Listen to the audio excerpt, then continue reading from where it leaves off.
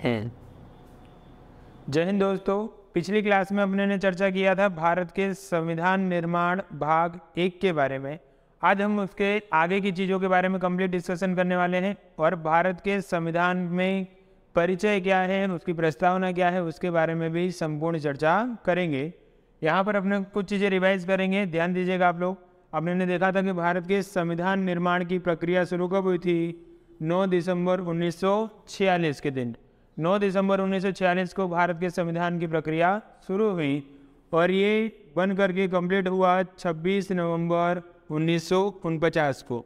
मतलब कि भारत का संविधान बनने में कुल कितना समय लग गया? तो 2 वर्ष 11 महीने और टोटल 18 दिनों का जो है समय इसमें लगा। 2 वर्ष 11 महीने और 18 दिन का जो है इसमें समय लग गया। इस पूरे के पूरे संविधान निर्माण की प्रक्रिया के दौरान अपने ने पढ़ा था कि 11 सत्रों का आयोजन किया गया था। 11 सेशंस हुए, तब जाकर के जो है ये कंप्लीट हो सका। और इसके बारे में एक चीज़ समझना कि इसके निर्माण कार्य में उस समय पर 64 लाख रुपए का खर्च आया था।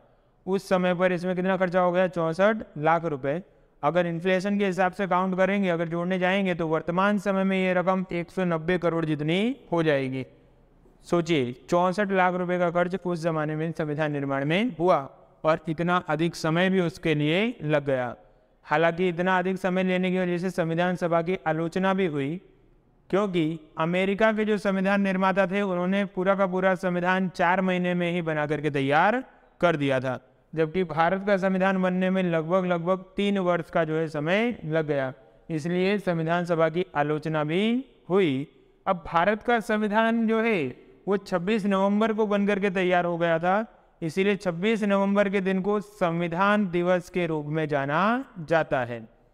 अब यहाँ पर एक गौर करने वाली बात यह है कि अगर 26 नवंबर 1949 को भारत का संविधान बन करके तैयार था, तो फिर उसे 1 जनवरी से लागू क्यों नहीं किया गया?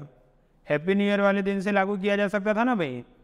तो उसके पीछे एक ऐतिहासिक कारण है। उसकी वजह ये रही कि 26 जनवरी 1930 को इंडियन नेशनल कांग्रेस जो है, उसके प्रमुख जो युवा नेता थे उस समय के, पंडित जवाहरलाल नेहरू, उन्होंने लाहौर में रावी नदी के किनारे भारत की ओर से पहली बार पूर्ण स्वराज्य की मांग रखी। मतलब कि उन्होंने मांग उठाई कि हमें डोमिनेंट स्टेट्स नहीं चाहिए, भारत जो है अब पूर्ण स्वराज्य, संपूर्ण आज़ादी का ही जो है पक्षधर है। तो पूर्ण स्वराज्य की मांग भारत ने सबसे पहली बार कब रखी थी? 26 जनवरी 1930 को। अब 26 जनवरी का महत्व इतिहास में बना रहे, इसलिए भारत का संविधान जो था वह 26 जनवरी 1950 के दिन से जो है अमल में लाया गया। मतलब कि भारत का संविधान लागू कब से हुआ? 26 जनवरी 1950 से। 26 जनवरी के दिन को इसीलिए हम गणतंत्र दिवस के रूप में जानते हैं। किस रूप में जानते हैं भाई? गणतंत्र दिवस, रिपब्लिक डे के रूप में उसे तब से मनाया जाता है, क्योंकि 26 जनवरी 1950 के दिन ही उसका अमलीकरण किया गया था। भारतीय संविधान में कई महत्वपूर्ण चीज़ें हैं, लेकिन इसके निर्माण कार्य में सबसे ज़्यादा उल्लेखनीय योगदान माना जाता है प्रसिद्ध जानकार और कानूनी विशेषज्ञ जो थे, उनका नाम था डॉक्टर भीमराव अंबेडकर। हमने पिछले वीडियो में भी उनके बारे में चर्चा किया था। तो डॉक्टर भीमराव अंबेडकर पूरी संविधान सभा में सबसे विद्वान व्यक्ति थे और उनके दलील और तर्क काफ़ी संगत और योग्य होते थे, इसीलिए उन्हें भारत के संविधान का पिता कहा जाता है। ये आप लोग याद रखिएगा कि भारत के संविधान के पिता की उपाधि किसे दी गई है? डॉक्टर भीमराव अंबेडकर जी को। डॉक्टर भीमराव अंबेडकर जी को यह उपाधि मिली है कि उन्हें संविधान का पिता कहा जाता है। साथ साथ में उन्हें आधुनिक युग का मनु भी कहा गया है, क्योंकि वे काफ़ी ज़्यादा विद्वान व्यक्ति थे। इसलिए समाज जो है वह डॉक्टर भीमराव अंबेडकर जी का काफ़ी ज़्यादा सम्मान करता है। अब भारतीय संविधान के परिचय की अगर बात करें, तो भारतीय संविधान जो है ये शुरू होता है प्रस्तावना से। कहाँ से शुरू होता है? प्रस्तावना से। भारतीय संविधान की शुरुआत ही प्रस्तावना से होती है। अब प्रस्तावना से इसके शुरू होने का कारण है, प्रस्तावना क्या है? तो वास्तव में ये एक तरीके का परिचय पत्र है, एक सार है कि जो संविधान निर्माता थे उन्होंने किन सिद्धांतों और किन सोचों के आधार पर इस संविधान को रचा है या लिखा है। ठीक है, सबसे पहले प्रस्तावना जो है संविधान में जोड़ी गई थी अमेरिका के द्वारा। अमेरिका ने अपने संविधान में प्रस्तावना को जोड़ा, उसको देख करके बाकी सारे जो देश थे उनमें से कई सारे देशों ने भी प्रस्तावना जो है अपने संविधान के भाग में जोड़ दी। इसीलिए भारत के संविधान की शुरुआत भी कहाँ से होती है? प्रस्तावना से। आज हम प्रस्तावना के प्रमुख मुद्दों की इसमें चर्चा करते हैं। प्रस्तावना आप लोगों ने सुना होगा कि हम भारत के लोग भारत को एक संपूर्ण प्रभुत्व संपन्न धर्मनिरपेक्ष राष्ट्र, ये उक्ति आप लोगों ने सुनी होगी। ये पूरा का पूरा वाक्य है, ठीक है ना। इसमें काफ़ी कुछ ऐसे शब्द जोड़े गए हैं जो कि भारत के संविधान निर्माताओं के अच्छे विचारों को प्रकट करते हैं, ठीक है, जो कि देश की एकता, अखंडितता और धर्मनिरपेक्षता के लिए बहुत ही ज़्यादा जरूरी थे। ठीक है, भारतीय संविधान के परिचय की अगर हम बात करें तो हमने कहा कि भाई इसकी शुरुआत कहाँ से होती है? प्रस्तावना से। तो प्रस्तावना क्या है? संविधान का परिचय है, एक तरीके का परिचय पत्र है, जो किस पर आधारित है?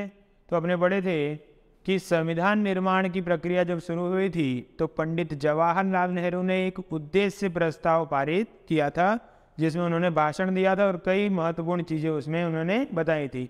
उन्हीं महत्वपूर्ण बातों को ध्यान में रख करके भारतीय संविधान की प्रस्तावना को तैयार किया गया है। पूरा संविधान तैयार होने के बाद प्रस्तावना को संविधान में जोड़ा गया है। ठीक है, अब प्रस्तावना के संदर्भ में समझने का कि भारतीय संविधान में संशोधन तो कई बार हुए हैं, लेकिन प्रस्तावना में संशोधन सिर्फ और सिर्फ एक ही बार हुआ है। वो हुआ है वर्ष 1976 में। वर्ष 1976 में संविधान में 42वां संशोधन किया गया। इस 42वें संशोधन के अंतर्गत प्रस्तावना में 3 नए शब्दों को जोड़ा गया है, जिसमें से पहला है समाजवाद, दूसरा है धर्मनिरपेक्षता और तीसरा है अखंडता।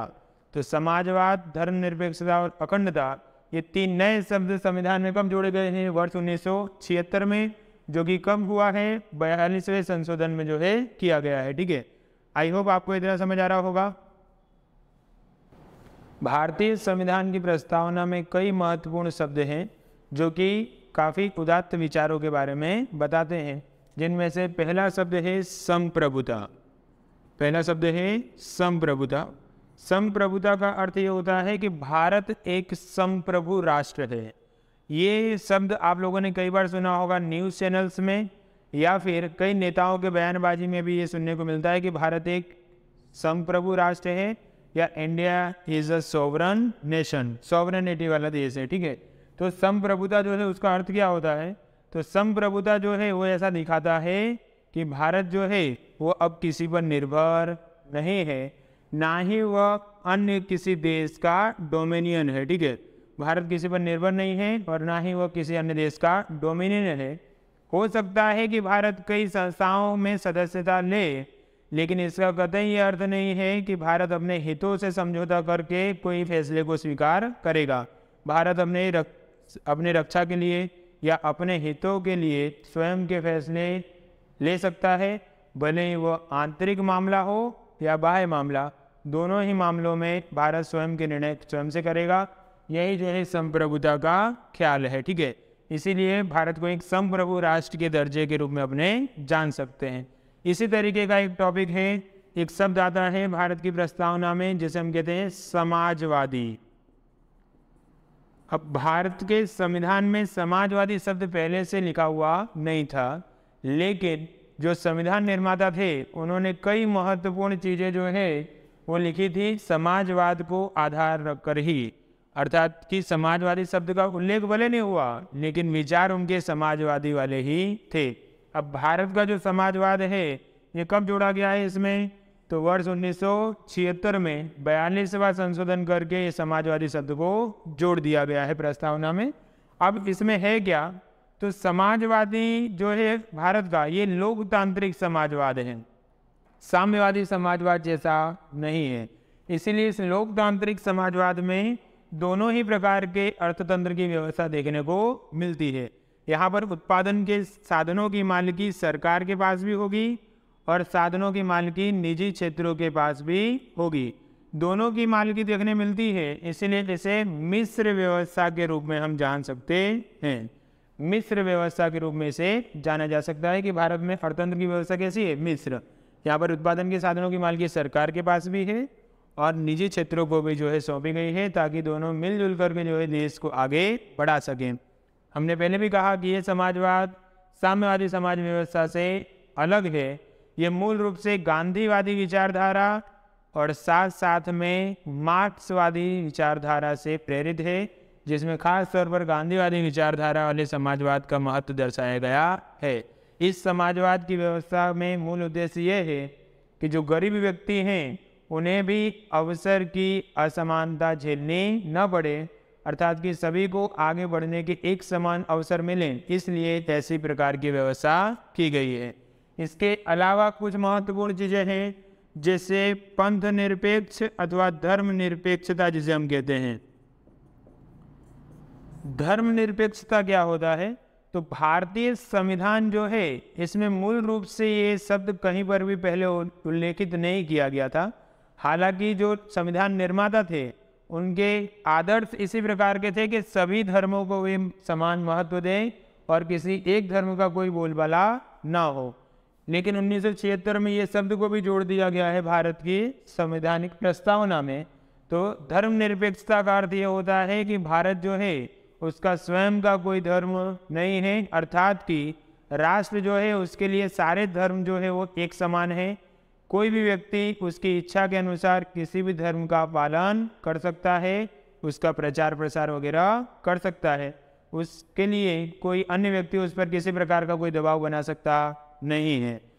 हमने कहा कि ये भले ही भारत के संविधान में 1976 में जोड़ा गया, लेकिन आदर्श जो थे वो इस प्रकार के थे कि हर एक व्यक्ति को धार्मिक स्वतंत्रता का अधिकार मिले।